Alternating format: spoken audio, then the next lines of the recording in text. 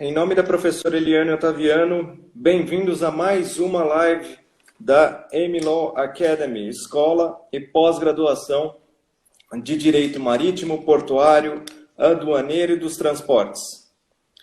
Cabe a mim, essa noite, Antônio Elian Lawande Júnior, conhecido como Antônio Lawande, conhecido com nomes piores por aí, não acreditem, receber o grande especialista, aquele homem de linha de frente mesmo, que entende do negócio, Dr. César Lousada. Agradeço de antemão a presença do Dr. César Lousada e agradeço muito a presença de todos os nossos amigos, alunos e interessados nessa área de direito tão mal cuidada, mas tão bem trabalhada pelos profissionais do Brasil. Dr. César, bem-vindo, muito obrigado. Me permita tomar o meu chamate, como sempre. E fica à vontade, eu tô com uma água aqui também. É bom. E eu gostaria muito, né, de trabalhar com o pessoal, contigo aqui presencialmente, a ideia do seguinte: o tema que você escolheu de suma importância e passa muitas vezes nas sombras da ideia de quem é, mesmo de quem é profissional da área. Cargas e containers abandonados. Como é que a gente Exato. lida com isso? Como é que a gente lida e administra juridicamente isso? E mais, como é que a gente lida com isso dentro de um âmbito de pandemia global? Vamos lá. Conversando contigo na prévia aqui da nossa live, nós trabalhamos 3 dificuldades em ambiente normal, em condições normais de temperatura e pressão aqui no Brasil, para trabalhar as cargas e os containers em abandono. Uma delas, privada, relativa aos terminais, outra, pública, relativa à alfândega, e outra, pública também, relativa ao judiciário. Você pode dar uma explanada para a gente, porque muitos que assistem essa live não são da área, e mesmo que os que são, precisam dar uma lembrada.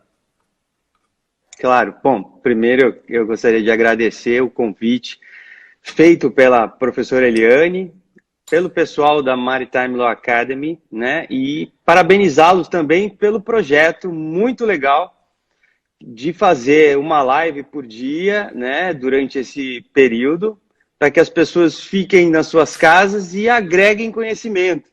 Eu tenho acompanhado várias das lives e tenho aprendido bastante, porque eles trouxeram muita gente bacana e tem sido muito bom assistir as lives. Então, através aí de você, eu parabenizo o pessoal da Maritime Law, né, pela iniciativa, que eu realmente achei muito bacana.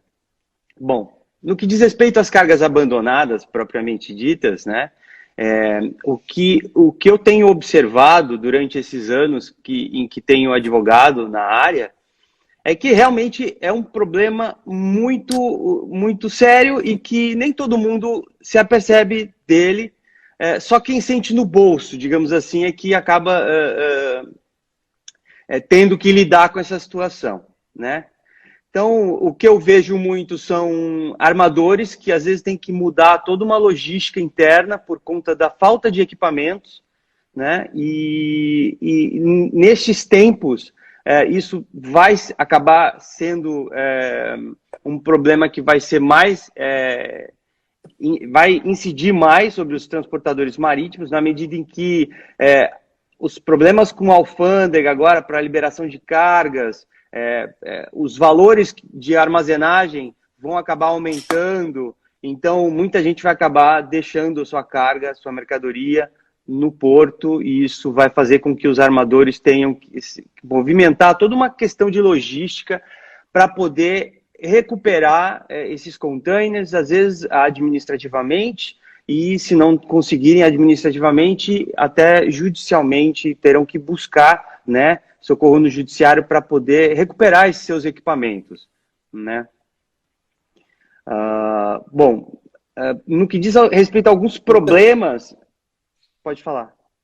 Então vamos seccionar aqui, porque você já colocou o panorama para a gente, né? Nas condições normais já é complicado. Em condições de Covid-19, deve estar realmente uma situação absolutamente diferente. O futuro, então, né? Então, vamos por partes. Com relação aos terminais, qual seria a dificuldade daquele gestor dessa carga, tenha ele o título que for dentro da nova lei, da nova lei de portos, mas o gestor dessa carga, o responsável por fazer a gerência dessa carga, o que ele tem que fazer, qual que é a dificuldade que ele enfrenta dentro de um terminal? Olha só, falando pelo proprietário do container, tá? Eu vejo muito isso, a dificuldade que os transportadores marítimos têm de reaver o equipamento que foi utilizado durante o transporte marítimo. A gente sabe que e existe a lei, né, no artigo 24 da 9.611, fala que o container não se confunde com a mercadoria, né, que é transportada. O container ele entra sobre o guarda-chuva da admissão temporária, né? Então, uma vez concluída o contrato de transporte marítimo, surge o dever do terminal guardar as mercadorias, né? E, por consequência, desse container voltar para a frota do transportador marítimo. Pois bem, uma vez descarregado o container, o transportador marítimo tem que aguardar aquele famoso prazo dos 90 dias que está lá no artigo 642 do Regulamento Aduaneiro. E depois que ele aguarda esses 90 dias, por questões documentais, por questões operacionais, ou desacordos financeiros, essa carga acaba ficando lá e pode acontecer, e acontece muito, né, do importador não iniciar o despacho aduaneiro da mercadoria, tá? E acaba que a mercadoria fica lá mais do que os 90 dias. Ficando esses 90 dias, surge a obrigação do terminal em comunicar, através da emissão da ficha de mercadoria abandonada, o abandono legal dessa mercadoria. E, por consequência, a obrigação da Receita Federal em iniciar os procedimentos que vão culminar com a aplicação da pena de perdimento dessa mercadoria. Bom, quando dá esses 90 dias, quando acontece esses 90 dias, o transportador marítimo que está acompanhando a sua mercadoria, o seu container, ele chega para o terminal e fala: terminal, olha, você está com um container que é meu, você está usando ele aí indevidamente, né? Acabou já a minha obrigação, eu quero meu container de volta. E ele faz esse mesmo requerimento para a alfândega, né? Só que o terminal, ele, para começar, ele não tem interesse de realizar a desova deste container. Por quê? Porque se ele fizer a desova do container, ele vai ter que pegar a mercadoria que foi desovada e colocar no armazém, ocupando um espaço precioso, onde ele tem ele gera um valor muito grande para o terminal. Estamos falando de econômico, né? Então, ele não tem esse interesse. E, geralmente, apesar de, legalmente, ele ter a obrigação de disponibilizar um espaço para mercadorias abandonadas, isso está lá no regulamento aduaneiro também, né? Ele tem que ter esse espaço. Né? Exatamente. É a condição do próprio alfandegamento dele, diz que ele deve disponibilizar à Receita Federal um espaço para guarda dessas mercadorias. Ele não faz. O que força o transportador marítimo, ou até mesmo o agente de cargas, que na qualidade de representante legal no Brasil do NVOCC estrangeiro, de ter que pleitear o retorno desse container judicialmente através de um mandado de segurança. Né? E são várias as dificuldades, porque nessa de eles não terem esse interesse de devolver o container, eles acabam dificultando, inclusive, a prestação de informações. Então, você quer buscar uma informação e, às vezes, eles falam: olha, não posso te passar essa informação, mesmo você representando o dono do container. Olha, você não é importador, eu não posso ficar prestando informação para ti. E nessa época agora, em que nós estamos com essa situação de pandemia, os próprios terminais também determinaram que os seus funcionários fossem trabalhar de home office. Então, você quer entrar em contato com um terminal. Você vai procura no site o telefone do terminal, não é? E aí você disca lá e liga para aquele terminal e aí você não consegue falar com eles. Outra questão, se você ligar para esse terminal e não conseguir, ou você entrar no site e falar, estamos fazendo atendimento por e-mail, você manda um e-mail para eles, eles certamente vão responder por último a tua mensagem, né? Só para confirmar se aquele equipamento está lá.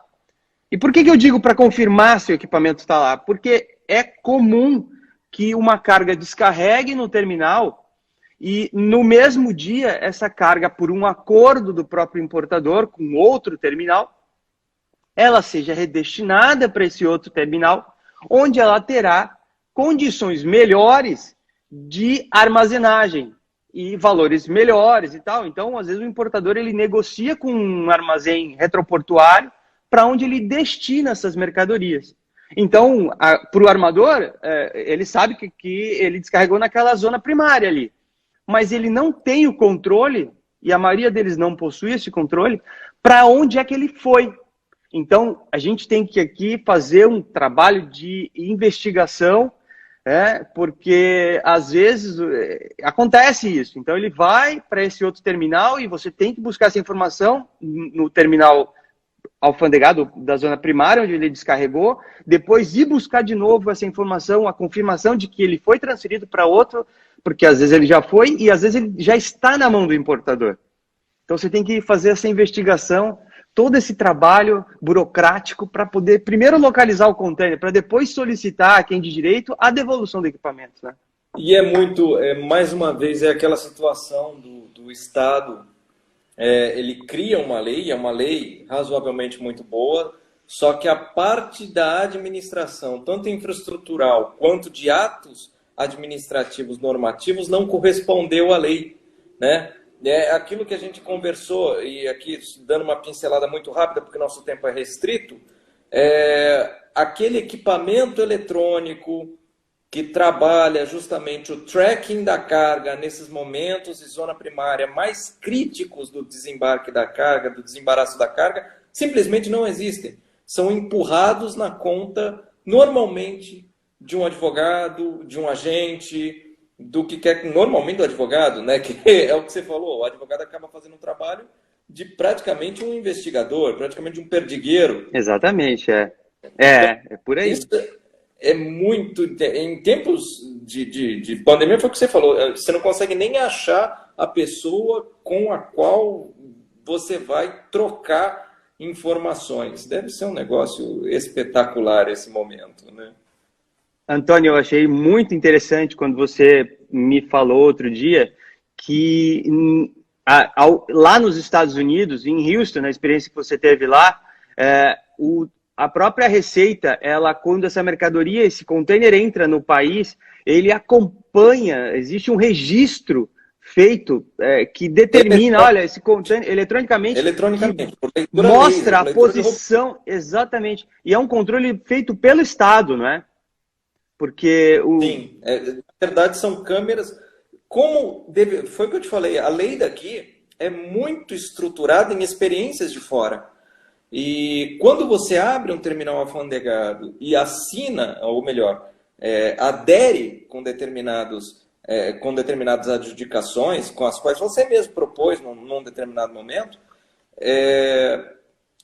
uma das responsabilidades é colocar essas câmeras de leitura, elas são suas, particulares, mas o sistema que opera essa câmera é o sistema público. A informação cai direto no sistema público. E, como tal, aberta a quem quer que queira fiscalizar, né? Ou seja, o teu trabalho ficaria mais fácil, né?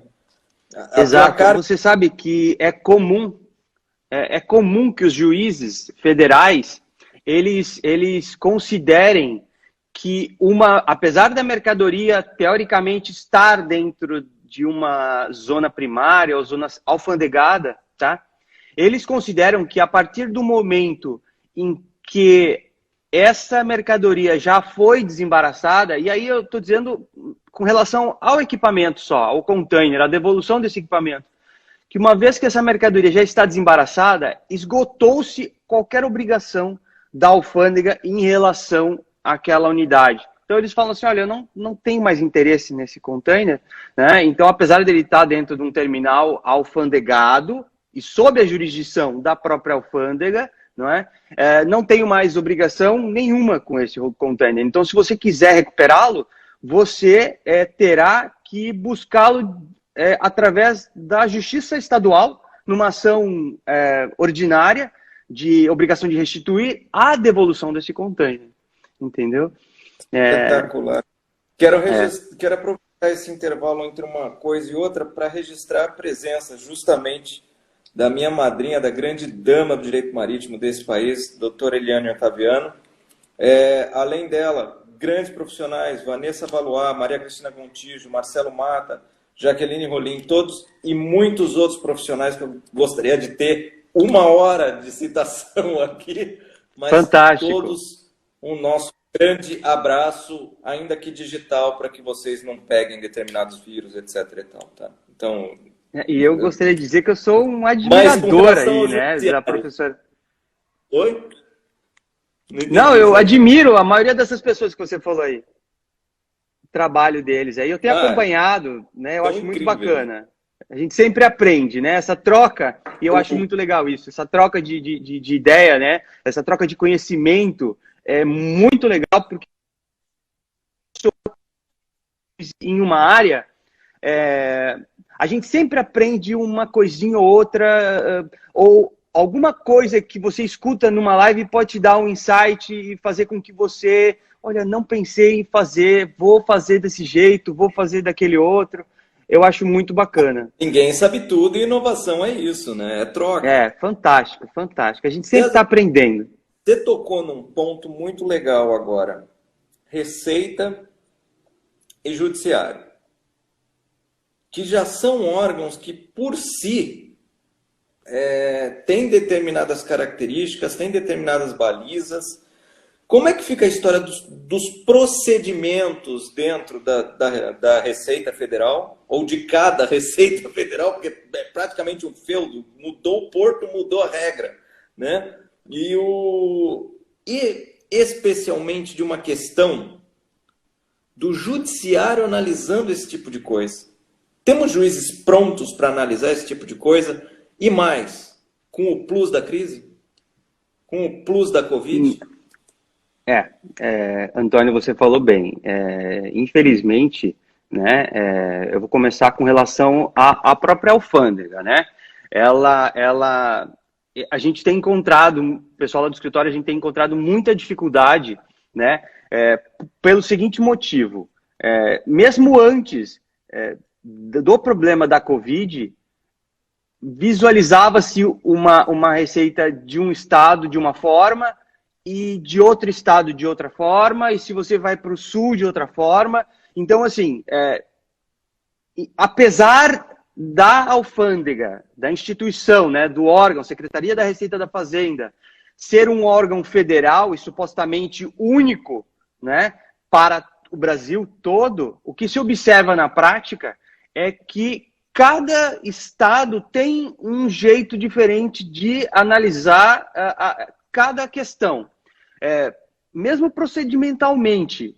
Ou seja, você chega lá para solicitar uma desova de um container que está contendo cargas abandonadas ali, para poder fazer essa petição, em determinadas alfândegas você apresenta um requerimento, um pedido em papel.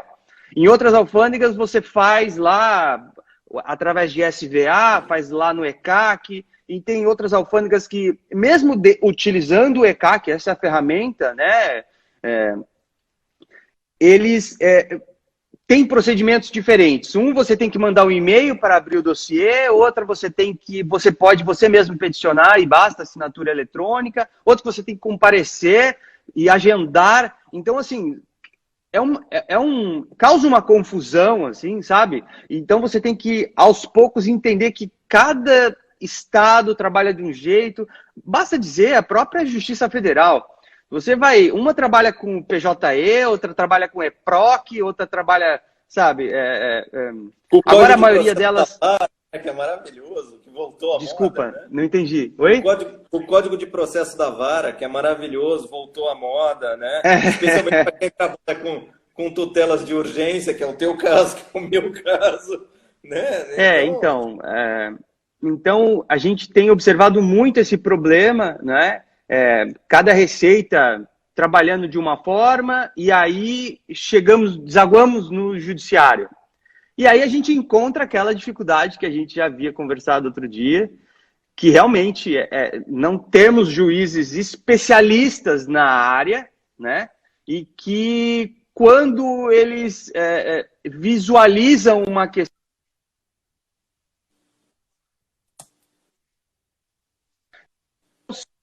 aos argumentos da alfândega, né, por ser um órgão técnico, né, e aí acaba... É lógico que o advogado não vai somente argumentar com a prática e com os usos e costumes do direito. Ele vai fundamentar toda a sua petição de uma forma mais técnica, usando a própria lei para defender os interesses do seu cliente. Mas é muito comum que você acabe vendo absurdos, assim, sentenças que se contradizem, né? Então, você acaba vendo, assim, determinados juízes liberam a carga porque ela já deu prazo de perdimento e a responsabilidade da Receita de gerir essa carga abandonada, ela é definida em lei, e ao mesmo tempo o mesmo juiz deixando essa carga lá porque não terminou ainda o procedimento depois de vários anos, e isso acontece, acredite se quiser, vários anos, a carga ficando lá abandonada. Eu tenho casos de 3 anos. com um Eu container. cheguei a entrar... Um Com um container container. estava... com container, exatamente, a carga com container, a carga Confunde já há um 3 container com a anos... mercadoria. Exatamente, o container lá com a mercadoria há 3 anos, e aí o armador chega para você e fala assim, olha, eu tô com um container ali parado e, pô, já faz 3 anos, o que dá para fazer para recuperar esse container? Falei, um absurdo, 3 anos, esse procedimento administrativo fiscal, que deveria ser célere para poder... Mas esse aí é um problema, assim, de pessoal, eu digo, da alfândega, que não tem pessoal, ausência de leilões, né? É um problema burocrático, porque todo o processo administrativo ele tem o contraditório, então eles intimam o importador, que às vezes desapareceu, que não existe mais. Então eu entendo assim mas não pode demorar tanto. O fato é esse, né? Então, e também o terminal não pode usar aquele container como depósito de cargas, né? E aí acaba prejudicando o armador tem que movimentar uma logística tremenda, né? Ou adquirindo novos equipamentos, que seria o último cenário mais caro de todos, ou então movimentando cargas, né? Que é o que agora vai acabar, eles vão ter que fazer porque o giro da importação diminuiu muito, né? Então, acontecendo essa diminuição, porque Itália com problema, Espanha com problema, Estados Unidos, China, e as empresas acabam diminuindo a produção, né, para poder atender o mercado interno deles, em detrimento da exportação, né? O próprio Estados Unidos está fazendo isso, né? A produção está mais voltada para eles, então eles deixam de exportar, o Brasil acaba recebendo menos equipamento, né? E acaba causando essa falta do giro do equipamento. E aí eles têm que pegar container de um estado, botar no navio, despesa de estiva, despesa com espaço em navio que você está deixando de auferir fretes, não é? Isso é um baita trabalho, né? E uma baita despesa para o transportador marítimo, que tem que fazer toda essa logística para poder suprir, né, o mercado aqui com equipamentos, né? É muito complicado para eles. Acaba gerando problema para todo mundo, na verdade, né? Perfeito. Esta confusão. Então vamos falar agora. Você tocou num negócio muito legal, que autoridades, terminais, leigos, até leigos, é muito comum acontecer, de confundir o container com a mercadoria. Que são coisas, Ai, pela lei, Exatamente. estratificadas em conceitos diferentes, né? E a lei tem lá os seus conceitos fechados. Neste aspecto, vamos explorar um pouquinho nesse aspecto, porque até temos questões com relação a isso. Primeiro, em ocorrendo essas hipóteses, tem um valor máximo de demurrage? Segundo, carga, container, mercadoria. Em eu tendo os documentos adequados, como você é especialista em consegui-los, como é que eu consigo reaver esse container? E em reavendo esse container, que verbas eu posso pedir de quem de direito? Em função de ter utilizado o meu container sem ter o direito a tanto. Não, primeiro eu queria até falar um problema que acaba sendo gerado para os agentes de carga. Eu sei que tem muita gente aqui que advoga para agentes de carga e eles meio que ficam no meio de campo numa situação muito sensível, não é? E dizer para eles que existe solução, que o agente de carga também pode pleitear a desova do container, pois apesar dele não ser o proprietário de fato do container, por lei, o agente de cargas, ele, na qualidade de representante do transportador sem navio estrangeiro, o NVOCC, né, ele pode requerer a alfândega, ele tem legitimidade para requerer a alfândega e para buscar judicialmente a devolução desses containers. Então a gente vê muito agente de carga, clientes nossos, que tem dificuldade, falam assim, nossa, o meu cliente final sumiu e a carga está lá e caiu em canal vermelho, o que eu faço? Eu falo, busca a devolução desse container e estanca a demurrage, porque isso, respondendo aí a tua pergunta, não tem limite hoje, né? A jurisprudência que eu tenho observado tem dito e tem ido pelo caminho de que a não devolução do equipamento ou o alto valor da demurrage cobrada, ele se deu por conta do tempo em que ele ficou, não é? Então, os juízes têm entendido dessa forma. Então, assim, é lógico que se eu estivesse no lugar do importador, né, do agente de carga que figura como consignatário no BL Master, eu estaria muito preocupado, não é? Então, mas existe essa solução, ele pode, inclusive, buscar a desova e resolver esse problema. Porque aí, o que vai acontecer? No final das contas, vai sobrar só a carga e ela sendo abandonada, o próprio terminal vai ter como receber pela armazenagem. Existe lá no artigo 647 do regulamento aduaneiro a determinação de que, em havendo a comunicação depois dos 90 dias do abandono da mercadoria, através da emissão da ficha de mercadoria abandonada, o terminal garante o pagamento da armazenagem. Então, uma carga que a princípio estava abandonada, que era um baita problemão para o agente de cargas, vai ser resolvido na medida em que ele pode requerer a desova desse container. É lógico que muitas vezes o terminal não vai, a princípio, autorizar a desova, ele vai ter que buscar judicialmente, mas isso é possível, né? Ele acaba devolvendo o container para o transportador marítimo, que também pode utilizar a mesma ferramenta judicial, né? Pois os dois legalmente possuem legitimidade para requerer isso perante o judiciário, não é? E ele acaba resolvendo a questão da demurrage, não é? Porque a gente tem que entender que é um problema muito sério. Eles acabam pagando um valor altíssimo de demurrage por conta disso. Então, eu queria dizer para quem estiver ouvindo que advoga ou que trabalha com um importador, com agente de carga, que ele pode requerer essa desova para a entrega, né, do container. E aí ele mata esse problema da questão, né? Você tinha me falado de uma outra pergunta também, a segunda. A outra questão é a seguinte.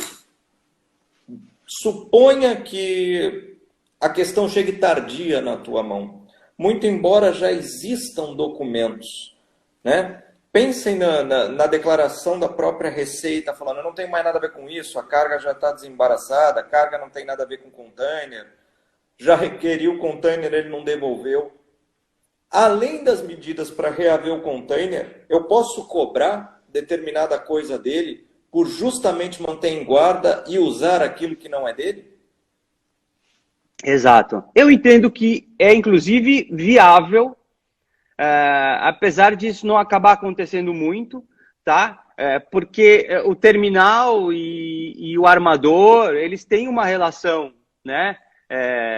Digamos, comercial, né? E aí um não... agora... eles acabam não querendo meio que política da boa vizinhança, né? Então, eu não quero criar problema, porque eu trabalho, eu preciso.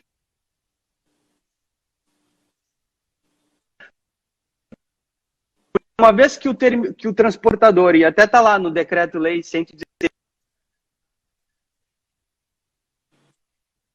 a carga da mercadoria, do container, da mercadoria no triste municipal ou ao costado marítimo, se encerrou-se a responsabilidade. E, somando-se ao fato do container não ser uma parte móvel do navio e não ter relação jurídica com a carga, então a gente conclui que o container está sendo utilizado ali como um depósito, não é? Em benefício do terminal, né? Sem autorização prévia do dono do container. E a partir do momento que ele pede de forma amigável a devolução desse equipamento e essa devolução não é feita, eu entendo que inicia-se aí uma mora em que, teoricamente, seria sim possível até pedir um lucro cessante por fretes que você deixou de auferir. Mas eles acabam não fazendo isso, né? Pela questão da parceria comercial que geralmente existe, né? Agora vamos falar, você colocou um ponto que eu queria explorar um pouquinho, dessa questão de parceria, atores entre contratos, como é que fica essa relação, essa dialética do contrato, né? E existe um contrato acima de todos para essas pessoas, que é justamente o contrato do terminal, tanto em relação ao anexo, ou adendo, ou o próprio contrato autônomo do alfandegamento, como do arrendamento do próprio terminal. E neste caso, e o terminal, como você colocou aqui, manifesta reiteradamente que não vai devolver o container, que precisa de uma ordem da Receita, ainda que a Receita já tenha falado, não tem mais nada a ver com isso. Container é uma coisa, mercadoria é outra. Ainda que a Receita fale isso. Muito bem. Em todo o teu tempo de profissão, em todo o teu tempo de litigância, de advocacia ali aguerrida, quantas vezes você viu um terminal ser sancionado por não ter justamente o seu armazém de carga solta? Não vejo isso. Eu geralmente vejo ele, às vezes, tomar uma multa por descumprimento de uma ordem liminar. Agora, por não cumprir com as determinações que ele... Só multas judiciais, as trinches, né? Geralmente, quando não obrigação de fazer, é imputada uma ordem, né, ao terminal para que ele desove e entregue o container em, sei lá, 30 dias, 10 dias, 5 dias, depende do juiz, e sob pena de multa. Mas mesmo assim, às vezes, eles, na prática, eles acabam não entregando às vezes, e aí você comunica ao juiz para que ele entregue a multa, e aí entregue o container sob pena de multa, ou pedindo já a aplicação da multa.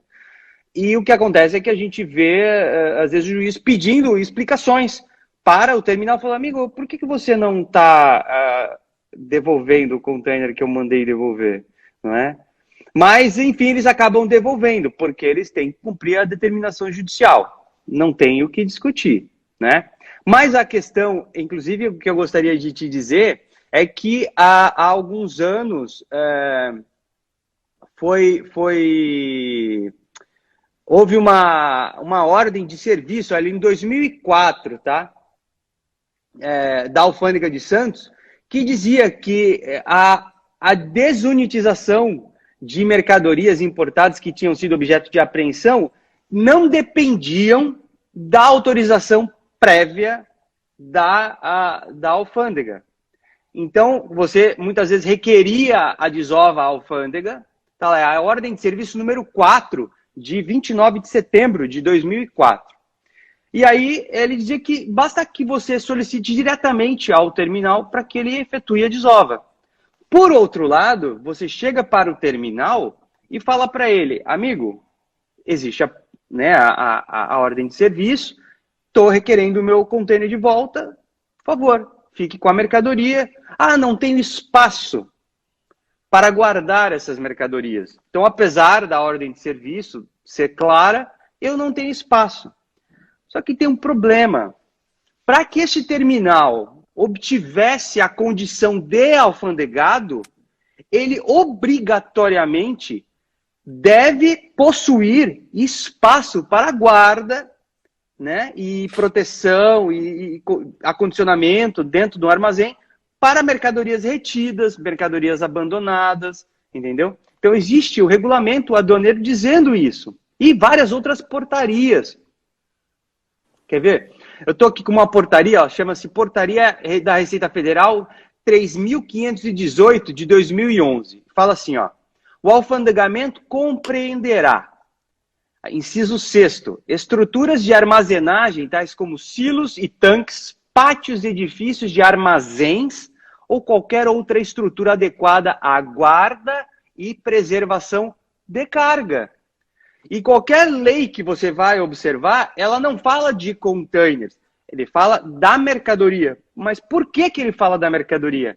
Porque é a mercadoria que é o objeto do desembaraço aduaneiro. Quando você recolhe impostos na declaração de importação, quando você vai fazer o registro da DI e você tem que pagar os impostos de importação, esses impostos de importação não mencionam um container. Não, é sobre o valor da mercadoria, sobre o valor do frete, mas não sobre o valor do container, entendeu? Por quê? Porque o container e a carga, juridicamente, eles não se confundem, né? O container, ele entra no país, navio, né? como eu já falei, é a mesma coisa, o Genset. O Genset é um outro equipamento que, para fins legais, ele também ele entra como admissão temporária no país. Inclusive, já vi a Receita Federal apreendeu um container que foi declarado como vazio, mas tinha gensets dentro, né? Os gensets, veja bem, eles tinham sido manifestados lá, tinham sido informados à Receita, mas porque eles estavam dentro de um container que supostamente estava vazio, né? Eles foram arretidos no porto, se eu não me engano, Paranaguá. E aí tivemos que fazer uma defesa, porque aquele genset estava lá, mas o genset também é uma parte do navio. Então, apesar deles estarem dentro de um container, eles seriam utilizados sob o guarda-chuva da admissão temporária e com a mesma finalidade. Lógico, o genset com a sua função de gerador de energia para containers frigoríficos, né? E o container para acondicionamento de mercadorias durante o transporte marítimo, não é? A gente não pode esquecer que o container, como peça móvel do navio, ele tem que voltar para o navio. Seja cheio ou seja vazio, ele tem que voltar. Quando ele volta cheio para o navio, ele volta mediante o documentado através de um conhecimento de embarque. Quando ele vem vazio de um porto para o outro, ele é simplesmente uma informação. Antigamente, eu sou meio dessa época, eu já estou ficando velhinho, mas eu sou de uma época que você fazia uma petição com uma relação de vazios e apresentava para a Receita, olha, desse navio aqui, hoje a tecnologia faz com que você informe eletronicamente lá no Siscomex e 48 horas antes do navio chegar, você presta essa informação diretamente para a alfândega, de forma que eles têm conhecimento geral, o terminal também tem, todo mundo acaba tomando conhecimento através do sistema. Mas antigamente era uma listagem que você passava para a Receita. Então, são coisas totalmente distintas, né? Container, genset, mercadoria, né? E tem essas situações que acabam envolvendo aí, e algumas são interessantes. César, olha que legal que você partilhou com a gente. Embora tenhamos uma lei muito boa, o regulamento administrativo, a falta de infraestrutura e a falta de conversa entre atores do setor fazem com que uma carga, pode acontecer, fique enterrada dentro de um terminal, dentro de um container durante 3 anos. Né? Exato. Dentre outros episódios bastante bizarros que acontecem na nossa vida administrativa, na nossa vida pública, na nossa vida portuária aduaneira. Você acha, por outro lado, nós temos isso, dados da Polícia Civil, Polícia Federal, da própria Interpol, dos próprios organismos e das agências internacionais relativas ao comércio e ao direito marítimo e direito do mar, que são coisas diferentes para o pessoal que não é da área jurídica. Nos portos brasileiros, especialmente o Porto de Santos, tem um outro que agora me fugiu, são hotspots de pirataria em terra. Eles são hotspots de pirataria em terra, ou seja, antes da carga ser desembaraçada aduaneiramente, ela sofre ataques, ela sofre roubos, inclusive o próprio container. Hoje em dia você tem aqui na região da Baixada Santista e do Porto Organizado de Santos, pessoal que não me conhece, eu sou de Santos, estou transmitindo do Embaré, dos nossos estúdios do Embaré em Santos. Também ali é minha mãe e meus filhos, para você ter uma ideia, né? Então,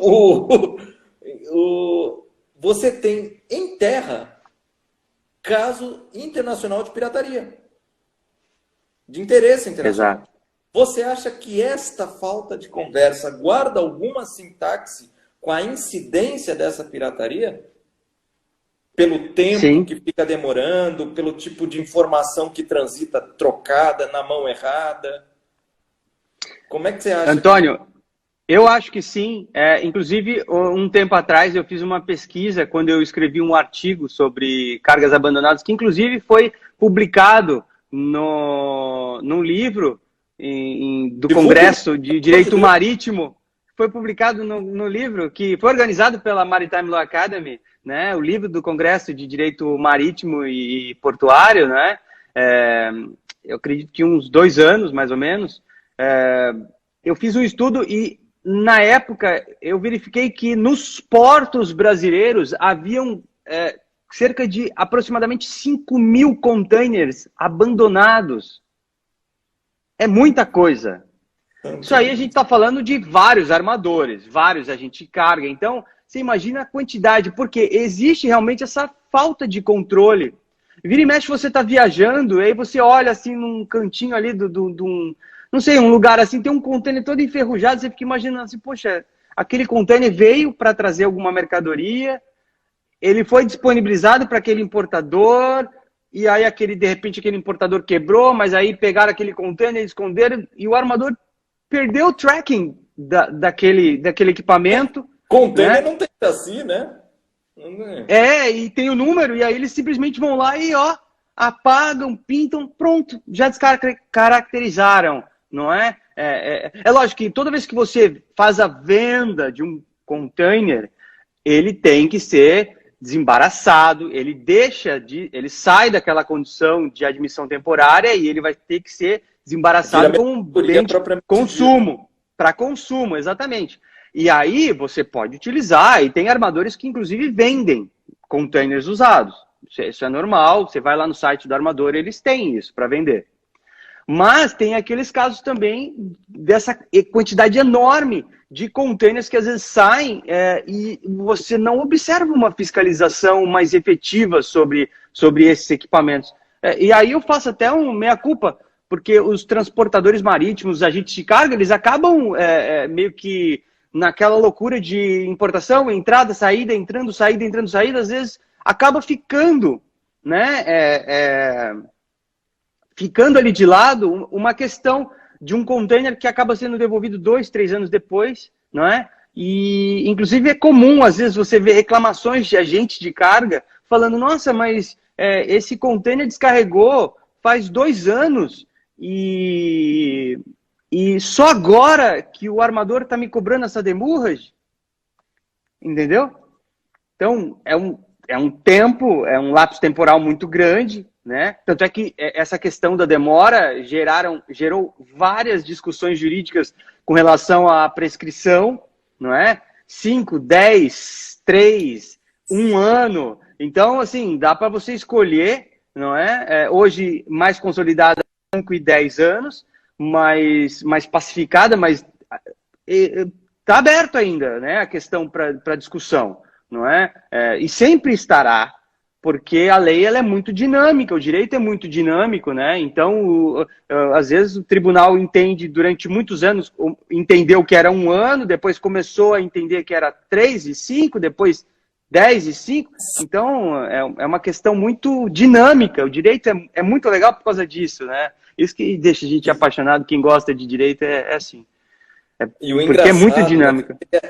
Que deveria ser o direito mais estável de todos, né? Que é o direito empresarial, no entanto, é um dos mais dinâmicos, porque é a hora que ele toca com o direito aduaneiro, né? Que é justamente os regimes fiscais e tributários. Meu Jesus Cristo, é bem legal. Agora, uma pergunta que a gente simplesmente, né, vai no susto. Essa vai no susto. Me conta o caso bizarro que você teve nessa área. Aquele caso inesquecível, aquele que você vai contar quando tiver todo mundo rindo. Rapaz, então, eu até acabei falando desse, né, que a carga estava no Rio de Janeiro, não foi isso que eu falei? Que a carga estava lá no Rio de Janeiro, a sentença do juiz entendeu que a mercadoria estava abandonada e decorreu todo o procedimento lá de administrativo fiscal e a mercadoria foi decretada abandonada e foi decretado o perdimento dela. Era uma mercadoria que estava há 3 anos parada. E o armador entrou com uma ação que requerendo a devolução dos 36 containers e destes 36... Eram 36 containers que estavam lá em Itaguaí. Você imagina, há 3 anos, 3 ou 4 anos os containers parados lá. E aí, na mesma sentença, o juiz entendeu que carga e container não se confundem e que determinadas mercadorias já estavam... foi decretado o perdimento, foi dado o perdimento. Concluiu-se o procedimento fiscal e para aquelas mercadorias o juiz deferiu a liminar para que essas containers voltassem. Aliás, foi uma sentença. Concedeu a segurança para que esses containers retornassem à frota.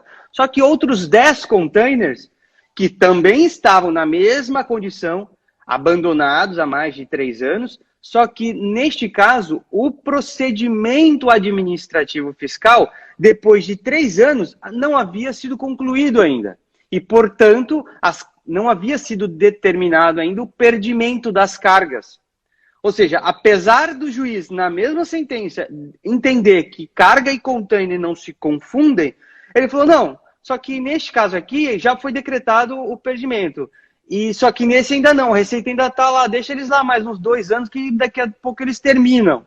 Então, assim, com essa contradição tremenda, eu achei aquilo absurdo, né? E, lógico, que a gente entrou com embargos, ainda está até para ser julgado ainda, mas... Nós temos 2 perguntas aqui, eu já vou fazer, mas antes eu vou colocar uma minha. Você acha que essa situação da pandemia decretada é motivo para argumentar força maior em qualquer desses casos que você nos explanou aqui de maneira espetacular? Olha só, eu vou até te responder assim, o que eu tenho observado até hoje, eu vou te trazer assim, questões como greve, questões como morosidade da alfândega, canal vermelho, canal cinza, eles não são entendidos pelos juízes estaduais como um motivo que isentaria, por exemplo, um importador de pagar demurrage. justamente porque o juiz entende que ele poderia ter requerido, não é, a devolução do container. Então, eu não sei ainda como é que o judiciário vai se posicionar com relação à pandemia. Por quê? Porque o porto está funcionando. Lógico que existem as dificuldades, né, que a gente conversou já no começo da live, né, sobre a questão. Exatamente. Você consegue peticionar, eles estão trabalhando de esquema de plantão, a alfândega também, com aquelas dificuldades que você, né, mas eles podem alegar que aquilo está funcionando. Então, de uma forma igual, você poderia ter peticionado a devolução desse container, a desova do equipamento, mesmo com todas essas dificuldades. Então, eu estou fazendo um exercício de futurologia aqui, né? E aí eles entenderem que isso não foi motivo suficiente para isentá-lo Mas aí vem também o que diz lá na na Instrução Normativa 18 da ANTAC, Resolução Normativa 18 da ANTAC, que fala que a obrigação lá do importador, do consignatário, né, sobre a cobrança de demurge, a não ser que ele tem uma parte ali, que eu não estou com ela aqui aberta, mas tem que olhar direitinho, que até recomendo para quem tem essa dúvida que vá buscar alguma questão sobre a obrigação desse consignatário, se ele se obrigou em detrimento da força maior. E aí tem que ver se depois o judiciário vai entender, e aí a gente vai ter que esperar para poder ver. Tem argumento para os dois lados, né? Tem argumento para os dois lados nesse caso. É aquele, você é advogado, você sabe. O que você acha disso? Depende, não é? Depende. Depende, né? Depende de quem é a parte aí. Pois é, né? Mas a advocacia ela é muito bacana, né? Porque a gente pode argumentar e encontrar fundamentos para qualquer situação. Por mais difícil que ela pareça, se você acalmar e começar a pensar sobre aquele assunto, isso é muito comum. Às vezes a gente lê um problema, ou vê uma decisão que contraria os interesses, você, no primeiro momento, você fala assim, olha, deu ruim aqui, né? Não vou conseguir resolver, o cliente se deu mal, mas daqui a pouco te dá um estalo, você fala, opa, calma aí, mas e se, não é? E se for visto de um outro prisma? E se você acaba achando alguma solução? É muito legal por causa disso. Temos duas perguntas. A Diana perguntou do controle transfronteiriço de container. Não há um controle? Diana, cada país ou bloco de países tem o seu tipo de controle, além de ter propriamente os controles dos agentes interessados, privados, no contrato. Né? Como a gente abriu a live falando disso, no sistema do acordo da América do Norte, do acordo de livre comércio da América do Norte, os containers em geral, as unitizações de carga em geral, elas levam símbolos pregados nelas que passam pelas barreiras de controle e você sabe onde está o container, o que ele tem e qual que é a BL dele na sua tela, se você for fiscal ou se você for um interessado. Então esse é um controle que tem lá. Aqui o controle é BL e a numeração que tem no container, fora do container. Exatamente, exatamente. O container não tem chassi.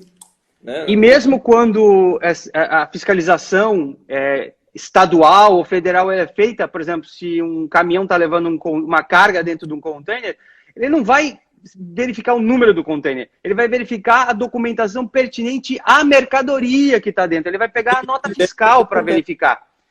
E não é o container, às vezes o container vazio ali, tá vazio, tá bom, pode ir. Eles vão entender como se fosse uma parte do caminhão, entendeu? Eles não entendem isso, né? Então eles não têm essa fiscalização.